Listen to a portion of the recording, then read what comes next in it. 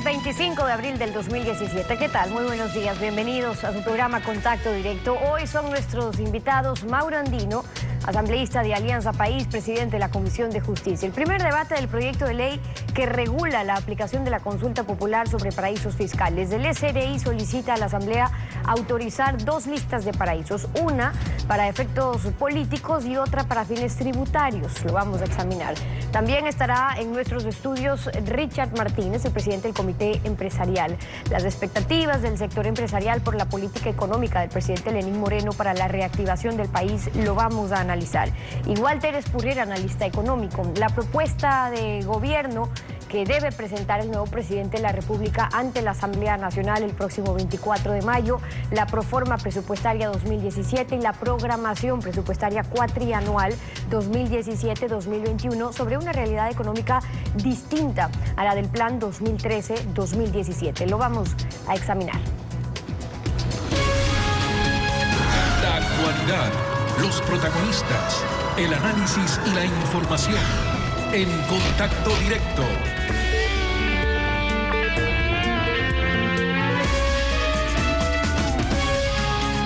¿Qué tal, Alfredo? Buenos días, ¿cómo te va? Muy bien, Estefi, buenos días con todos.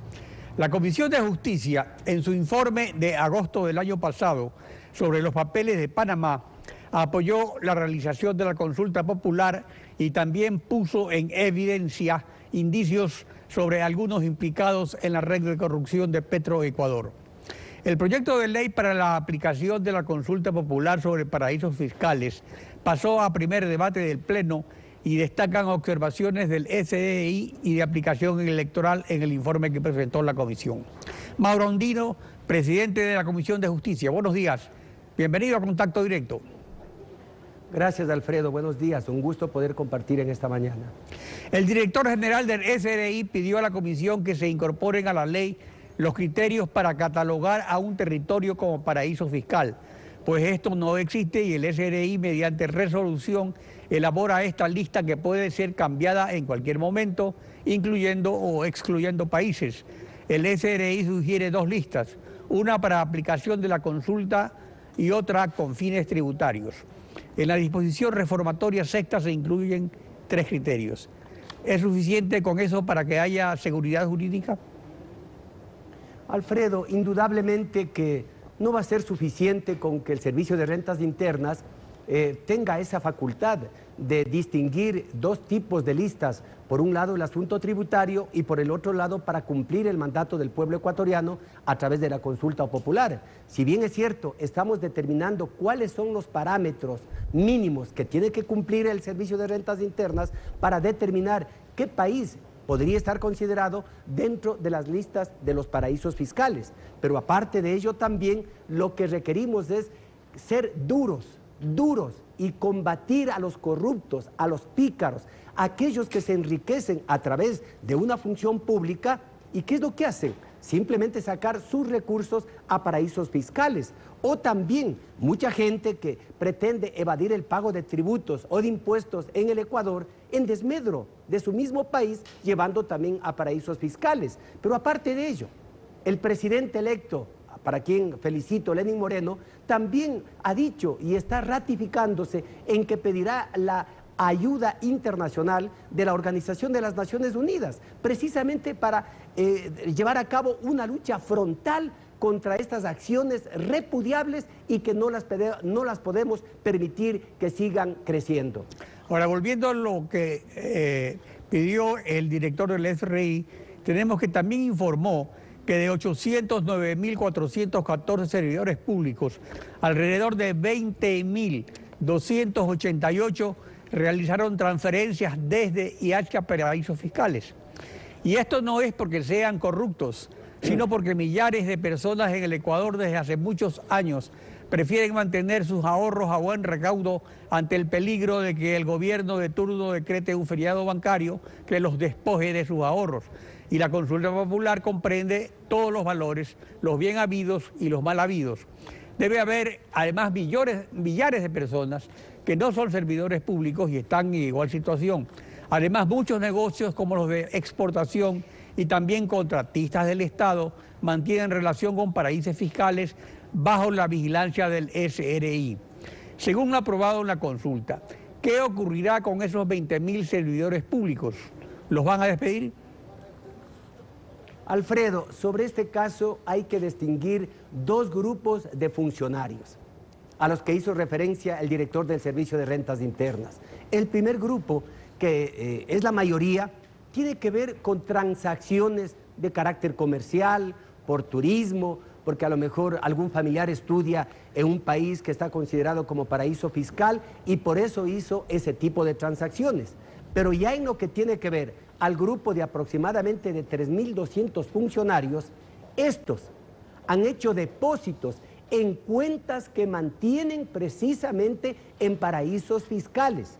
A este grupo de 3.200 personas hay que investigarlos y es por ello que con fecha 18 de abril, conforme demuestro con el documento, con fecha 18 de abril, estamos pidiendo al director del Servicio de Rentas Internas que nos dé a conocer si estos funcionarios pertenecen al sector ejecutivo, a la función judicial, a transparencia, a los GADs o a cualquier otra institución pública, porque aquí podría generar la duda de que se tratan funcionarios que son parte de este gobierno, cuando sabemos que hay funcionarios de carrera que están desde hace 10, 15, 20 o 30 años. Por ello estamos pidiendo que se nos dé a conocer los nombres, las cantidades y que se señale si cumplieron o no con el pago de los tributos para sacar esos dineros del Ecuador a paraísos fiscales. Así Ahora, que la consulta no popular, nos estamos despreocupando al respecto. El mandato de la consulta es muy claro. Digamos, el que tiene una cuenta afuera en un paraíso fiscal simplemente no puede ser funcionario público.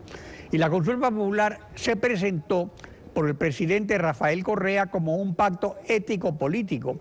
Pero la realidad muestra que los funcionarios públicos corruptos implicados en la red de corrupción de Petroecuador y en los sobornos de Odebrecht, que se han valido de los paraísos fiscales, igual seguirán con sus dineros mal habidos depositados en paraísos fiscales. Otros almacenaban esos dineros en sótanos y tumbados, algunos se encuentran prófugos y ninguno volverá a ser funcionario público, aunque esta ley no se hubiera dictado. ¿A quiénes se refiere entonces el pacto ético? Mire, Alfredo, el pacto ético tiene que ver con todos los ciudadanos y ciudadanas que habitamos aquí en el Ecuador, funcionarios públicos, empresarios, porque si hablamos de la corrupción, si hablamos de un cohecho, es de doble vía. Lo que está ocurriendo precisamente, por ejemplo, en el caso de Odebrecht. Allí hay un exfuncionario que en el año 2011 se dice recibió $920.000, ya dejó de ser funcionario hace un par de años atrás, y una persona particular, un empresario. Entonces, este pacto ético que ha promovido y está promoviendo el presidente Rafael Correa ha sido aceptado en varios países del continente, la lucha contra la corrupción, la lucha contra los paraísos fiscales. ¿Por qué? Porque esto atenta en contra del Estado ecuatoriano para que tengamos más ingresos a través de los tributos y va en desmedro de la educación, de la salud, de vialidad, de trabajo, de generar más acciones públicas en beneficio de todos. Por ello aspiramos y aspiremos que se cumpla con la ley y que se combata a los corruptos, Alfredo. Si bien es cierto, bueno, ese precisamente es el problema, porque internacionalmente en efecto ha sido muy bien vista la consulta popular en ese sentido, en contra de los paraísos fiscales. Pero por otro lado resulta que ya en lo que concierne a la sanción de los corruptos que usted menciona, se ha evidenciado una lentitud en los órganos de control al respecto, tanto que usted mismo en su momento cuestionó esa lentitud. Entonces ese es el problema de fondo, digamos que hay varios planetas girando bajo el mismo problema. La parte teórica de que no puede ser funcionario público, digamos, y ya práctica, porque está resuelto, nadie que tenga cuentas en el exterior en un paraíso fiscal. Luego la parte de los funcionarios públicos y la parte de los negocios que incluso están controlados por el SRI, que solamente tienen una relación tributaria, pero que obviamente esa gente no está aspirando a ser funcionarios públicos, ¿no?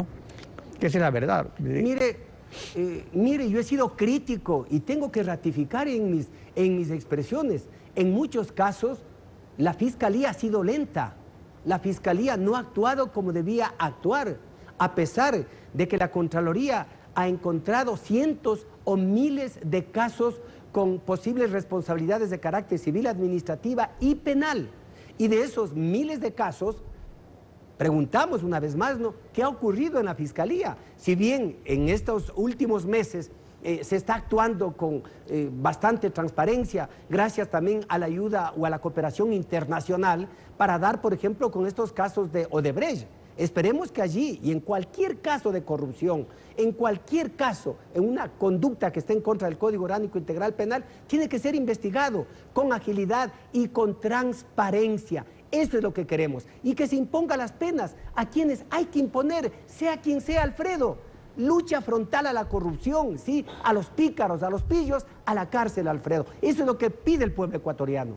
En efecto. Ahora, en la disposición reformatoria tercera, se incluye una reforma al Código de la Democracia que exige una declaración jurada a quienes quieran inscribir una candidatura indicando que no tienen bienes o capitales de cualquier naturaleza en paraísos fiscales. ¿Es suficiente? ¿No se necesita reformar la Constitución?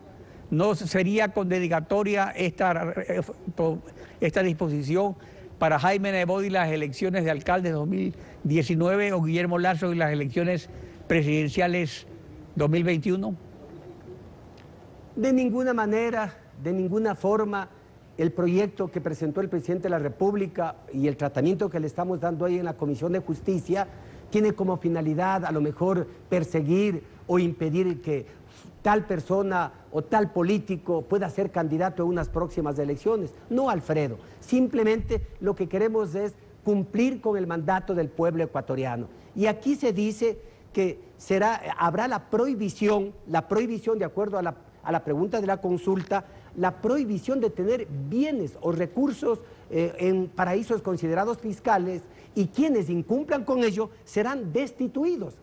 Tenemos que cumplir con el mandato popular, porque es del soberano, y ante ello estamos analizando una serie de disposiciones de la Constitución, como por ejemplo el artículo 229 de la Constitución, que en la parte pertinente habla de los funcionarios públicos y que dice, regulará el régimen disciplinario y cesación de funciones de sus servidores públicos. Entonces, estamos analizando si la propia Constitución está hablando del régimen disciplinario. Pero es para cesar en funciones, y en cuanto a los candidatos, es que hay una diferencia, los que ya son funcionarios y cesan o deben cesar, y quien va a ser candidato, digamos. Esa prohibición debería constar en la Constitución también. Mire, Alfredo, precisamente para ello es que se llevó a cabo el primer debate en el Pleno de la Asamblea para recoger las sugerencias o las propuestas de los asambleístas. Y la tarde de ayer, la Comisión de Justicia llevó a cabo su sesión en donde, por ejemplo, hay dos posiciones. Luis Fernando Torres, él señala que aquellos que están involucrados en estos paraísos fiscales y si son funcionarios de nivel bajo el control político de la Asamblea Nacional como ministros, el procurador, el contralor, el defensor público, etcétera, etcétera, puedan ser sujetos a un tratamiento por parte de la Asamblea Nacional. Y en la Asamblea Nacional se tenga que decidir la suerte de esos funcionarios. En cambio, el asambleísta Miguel Moreta, mire, él dice que él estaría de acuerdo en que funcionarios de segundo o tercer nivel, con mucho respeto desde luego, puedan estar sujetos al tratamiento bajo los tribunales de lo contencioso administrativo en sus provincias, y quienes tengan fuero de Corte Nacional estén sujetos a la sala especializada de la Corte Nacional dentro del ámbito administrativo. Hay propuestas y propuestas que estamos analizando para ver cuál es la más viable, porque todos, desde el presidente de la República hasta el último funcionario, tienen que cumplir con el mandato de la consulta popular. La prohibición de tener bienes o recursos en países considerados como paraísos fiscales, y si incumplen, ser destituidos. Hacia allá está dirigido eso, y esperamos cumplir dentro de este periodo. ¿Estará aprobado el proyecto de ley? El tiempo no nos da. ¿Estará aprobado el proyecto de ley antes de que termine la actual legislatura? Estamos haciendo todos los esfuerzos, Alfredo. Si es que el tiempo nos permite, enhorabuena. Caso contrario, será la nueva Asamblea, la nueva Comisión, el nuevo Parlamento, el que tome la posta y continúe con el tratamiento de este proyecto que debe ser una realidad para fortalecer la lucha contra la corrupción y la lucha contra los paraísos considerados fiscales. Mauro Andino, presidente de la Comisión de Justicia, gracias por acompañarnos en Contacto Directo. Gracias a usted, Alfredo, y gracias por haberme permitido ser parte de este noticiero durante las entrevistas. A lo mejor, como asambleísta, ya no tenga la oportunidad en vista que ya se termina mi periodo. Gracias a los ecuatorianos que confiaron en Mauro Andino y gracias una vez más por el espacio en Ecuavisa. Bueno, como asambleísta, usted fue, por ejemplo, ponente de la ley de comunicación, ponente del Código Orgánico Integral Penal. Ahora mismo tiene a cargo esta ley tan importante, así que ha desempeñado pues un papel muy importante en la labor legislativa de la Revolución Ciudadana. Gracias, Alfredo. Estefi.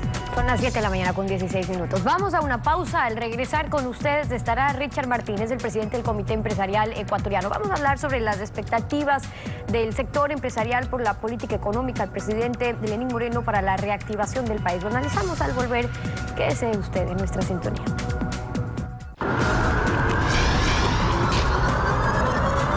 Richard Martínez, presidente del Comité Empresarial Ecuatoriano. Bienvenido a Contacto Directo.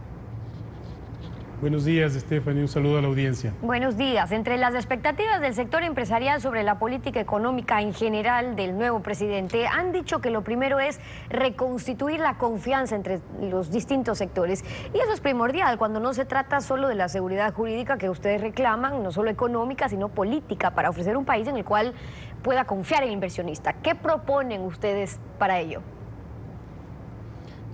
Gracias, Stephanie. Desde el sector empresarial vamos a trabajar en la consecución de los grandes objetivos nacionales en favor de las familias ecuatorianas, de los empleos de los ecuatorianos. Y la forma para llegar a esos grandes acuerdos nacionales y a esos consensos mínimos es sin duda el diálogo, un diálogo público-privado que tenga características importantes en términos de institucionalidad. En relación a la política económica, nuestras preocupaciones se ciernen en la sostenibilidad fiscal y en cómo recuperar el crecimiento económico. Tenemos muchísimo que aportar, Stephanie. Por ejemplo, en el diagnóstico... Pero ¿cómo reconstituir esa confianza a la que usted se refiere? Creo que hay una señal importante que ha señalado el presidente electo de constituir un consejo consultivo en materia tributaria. Nos parece que esa es una señal positiva. Nuestra propuesta es que podamos ampliar la discusión y el tratamiento de los temas dentro de ese consejo consultivo. Y por ello vamos a presentar una agenda para los 100 primeros días de trabajo con propuestas concretas en torno a varios pilares de trabajo: política fiscal y dolarización, crecimiento económico y empleo productivo, competitividad e institucionalidad y transparencia. Si la base de estos acuerdos que podamos construir a futuro es el diálogo entre las partes, creemos que esa es una buena señal para lograr recuperar la confianza. Entonces ustedes tendrán habrá que tomar ciertas medidas. Ok, plantean una propuesta, una agenda para los 100 primeros días. Lo que tenemos es que el 24 de mayo el nuevo gobierno también tendrá que presentar los lineamientos fundamentales de sus políticas, tendrá que aprobar sus planes y en esa medida, en cuanto a lo que se refiere, por ejemplo, a la carga tributaria, ustedes han dicho que tal como están las condiciones y la carga tributaria actual, eso no le permite al sector empresarial, por ejemplo, generar mayores empleos. ¿Qué están planteando concretamente sobre eso, sobre lo que se refiere al tema impuestos? Estefanía, hay que ir desde lo macro y desde lo estructural hacia los temas específicos. Y en lo macro y en lo estructural hay que recuperar la senda del crecimiento. Aquí tengo una gráfica importante que tiene los datos del PIB por habitante, el PIB per cápita en el Ecuador, descontado ya el efecto de los precios del petróleo. Si observamos en el año 2016, ese nivel fue cercano al del 2012. Tenemos que recuperar el crecimiento para generar más empleos. Dentro del ámbito macro también está la sostenibilidad fiscal y la dolarización. A nosotros nos llama la atención, por ejemplo, cómo a pesar de la recuperación del precio del petróleo y que de alguna manera ya se ha estabilizado en el orden de los $45, los créditos que el Banco Central le otorga al Ministerio de Finanzas se siguen incrementando a un nivel tal de $5.800 millones ya en las últimas semanas. Esos son temas que hay que resolver. Ahora bien, en materia tributaria, como usted decía, Hay que lograr simplificar el esquema tributario, hay que lograr incrementar la recaudación sin necesariamente aumentar los impuestos y lograr estabilidad normativa a lo largo del tiempo. Las tarifas son importantes sin dudas, pero la estabilidad es más. En ese último tema, al parecer, habría consensos en cuanto a la simplificación, a la supresión de normas, que lo que busca es mejorar la recaudación sin que eso signifique más impuestos, pero sí poder cubrir las ineficiencias del sistema. Pero ¿cuáles se podrían simplificar o incluso suprimir o disminuir? Mire, por ejemplo, nosotros hemos señalado nuestros reparos al impuesto mínimo, en su concepto mismo y en los efectos que ha generado. Cuando usted anticipa como empresario, anticipa sobre los activos, sobre los ingresos, sobre los gastos y sobre el patrimonio. Esa es la operación de la empresa, pero no necesariamente quiere decir que al final del año usted gane dinero. Esa es su operación. Cuando usted anticipa más de la cuenta, es decir, más allá del 22%, que es la tarifa vigente sobre la utilidad, el Estado no le devuelve esos recursos. En consecuencia, las cifras que nosotros tenemos es que en promedio de las empresas que pagan el impuesto mínimo, estamos hablando de que llegan a tributar 45, 46% sobre su utilidad. Pongámonos en un caso extremo, una empresa que pierde dinero.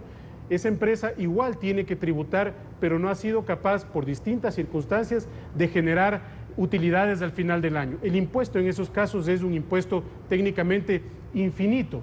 Allí hay un trabajo importante que hacer. El otro es el impuesto a la salida de divisas, para enfocarnos también en temas de balanza de pagos, cómo lograr atraer más inversión extranjera directa al país, cómo promover una agenda comercial mucho más proactiva y cómo logramos que los dólares entren al país. El último año la inversión extranjera directa totalizó cerca de 700 millones de dólares. Eso es menos del 1% del Producto Interno Bruto. Claro, solamente hay dos puntos en los cuales ustedes tendrán un planteamiento sobre cómo se podría manejar las propuestas de cambio en lo que se refiere al tema tributario. Ahora, en este mismo espacio, hace un par de años, usted nos hablaba sobre las mesas de trabajo, los diálogos que mantuvieron en su momento con el gobierno, se plantearon algunos puntos a cumplir, incluso una pausa normativa. La realidad es que esa pausa nunca se cumplió, una pausa tributaria. Incluso eran diálogos condicionados, no se podía hablar de las sobretasas, por ejemplo.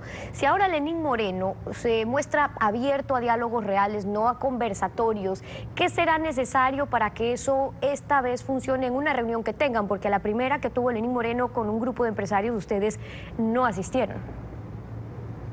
Mire, hay que mirar hacia futuro, Estefanía. En esa misma reunión, el presidente electo ha señalado el nombre de Walter Spurrier, un destacado analista económico, y mi nombre también para poder ser parte de esta interlocución. Yo, a nombre de los más de 60 gremios que representa el Comité Empresarial Ecuatoriano, sin duda creo que es un gesto importante que hay que agradecer. Pero lo importante es la estructura, Stephanie, de cómo se lleve a cabo ese diálogo.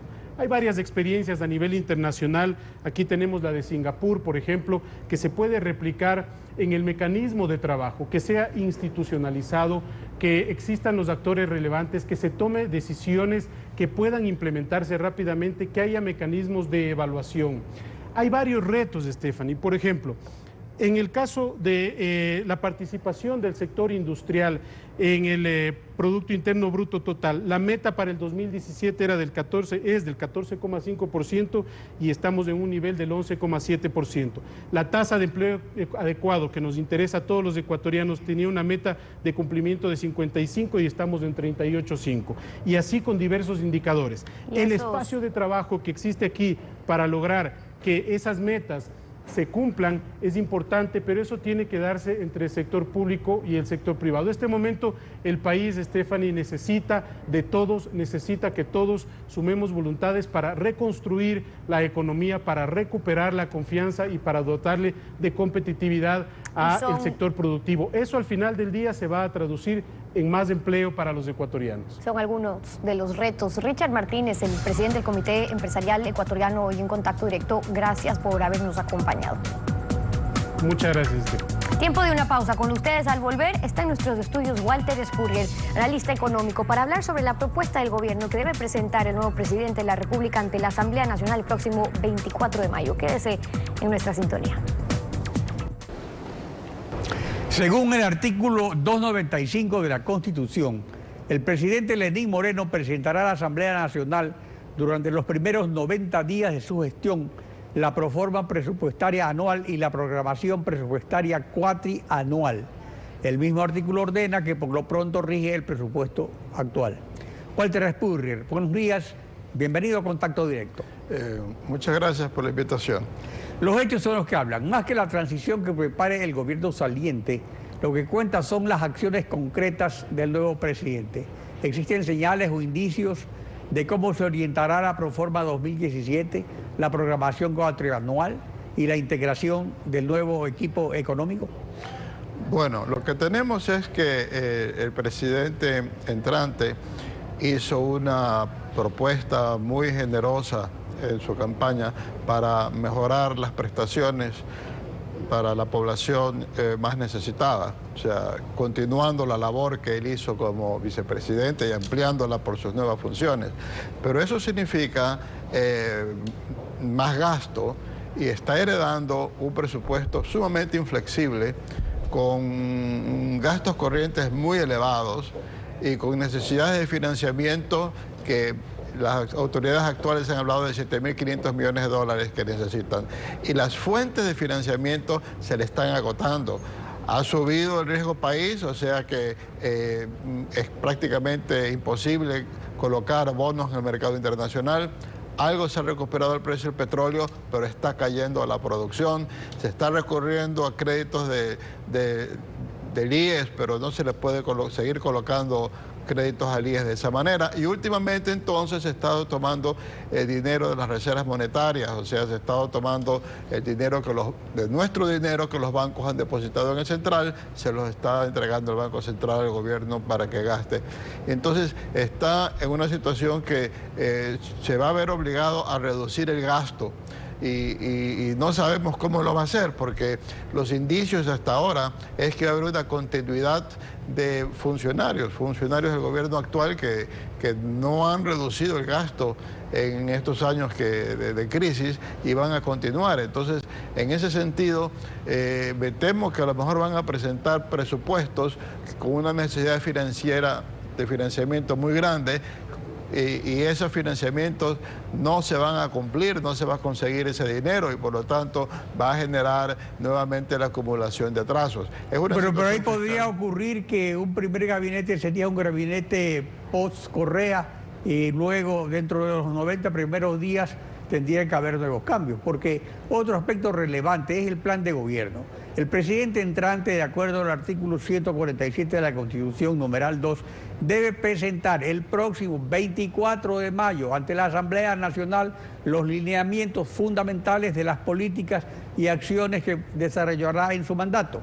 Y según el numeral 4 del mismo artículo, presentar su propuesta de Plan Nacional de Desarrollo 2017-2021. Este plan es aprobado por el Consejo Nacional de Desarrollo, que lo preside el mismo presidente, que tiene mayoría de miembros del Ejecutivo. ¿Existe algún proyecto de plan 2017-2021 que sustituya al 2013-2017 del Buen Vivir? Que yo conozca, no, pero debe haber, y esencialmente realizado por las mismas autoridades del gobierno actual, así como el plan de gobierno que aprobó Alianza País antes de nombrarlo a Lenín Moreno candidato, es esencialmente una continuación del plan de gobierno que ha tenido el presidente Correa. Entonces, yo pienso, yo especulo, que el presidente entrante va a recibir algo que es una continuación de lo que ha hecho el gobierno Correa, y él va a tener que nombrar funcionarios a que revisen eso y den sus lineamientos, pero recién se ha terminado el proceso electoral, no conozco quiénes son sus principales asesores en materia económica y por lo tanto no sé si él ya haya entrado a trabajar en un plan que obedezca a su visión y no a la visión del presidente Correa. Digamos, debería estar trabajando en eso más que estar trabajando con Correa, que ya se va. Ahora, un plan de desarrollo parte de una realidad. La realidad 2017 es diferente de la bonanza del 2013 cuando se elaboró el plan 2013-2017 en vigencia. A su juicio, ¿cuáles son los elementos económicos determinantes existentes hoy para que ese plan tenga que ser modificado? Tiene que modificarse primero porque los ingresos fiscales disminuyen enormemente por la caída del precio del petróleo. A su vez, los ingresos petroleros le daban opción al gobierno a conseguir financiamiento externo porque los acreedores consideraban que el país era solvente porque tenía ingresos petroleros. Entonces, al perder los ingresos petroleros, también pierde el acceso al financiamiento. Eso trae una contracción de la economía y, por lo tanto, los ingresos tributarios también disminuyen. Entonces, la realidad es menos ingresos y, por lo tanto, él tiene que atender va a priorizar la parte social. Él va a tener que entrar a reducir drásticamente el gasto corriente, el gasto administrativo del gobierno central, que no se traduce en mejores servicios para la ciudadanía. Ahora, está claro que la realidad del Ecuador 2017 es totalmente diferente a la que sirvió de base para elaborar el plan del Buen Vivir 2013 y 2017. Esa realidad no es reciente, sino que data desde el 2015. Esa situación difícil ¿muestra señales de recuperación o se agravó durante la última campaña electoral donde se inauguraba una obra pública cada día más que durante la bonanza? Pero eran esencialmente obras que ya estaban en marcha, pero ahora iniciar nuevas obras por parte con recursos públicos lo veo sumamente complicado. Va a tener entonces que mirar hacia la aplicación de, por ejemplo, las alianzas públicas-privadas para que haya una inversión privada para que sustituya la inversión pública que ya no va a haber, porque recuperación económica vía mayores ingresos estatales por el petróleo es muy difícil que haya, sumamente difícil. Ahora, la inversión público-privada se refiere a proyectos públicos, es ser socio del gobierno, del Estado, pero se necesita una recuperación económica del sector privado puramente, que es el que más da empleos, digamos, y eso también es importante ver cómo se lo va a manejar. Bueno, ahí vemos nuevamente, regresamos al punto inicial que estamos hablando, el plan de gobierno que hizo Alianza País esencialmente es muy agresivo, muy negativo su visión de las empresas privadas ecuatorianas o las empresas extranjeras que invierten en el Ecuador en agricultura, industria, etcétera, diciendo que prácticamente hay que confrontarlas porque están en connivencia con el capital internacional. Ese es el tipo de cosas que yo no creo que cuaja con la visión de Lenín Moreno, pero que él ha recibido por parte de quienes hicieron el plan de gobierno que le piden que él ejecute. Él necesita dar algunas pruebas de que va a acoger la inversión privada, dándole seguridad jurídica y dándole condiciones para que haya esa inversión nacional y extranjera privada en las actividades que pueden generar empleo. Walter Respúger, gracias por su participación en Contacto Directo. Estefi. Concluimos así esta emisión agradeciéndole a ustedes por su confianza y sintonía. Nos volvemos a encontrar mañana. Alfredo. Mañana continuamos rayando la desinformación en Contacto Directo. Buenos días.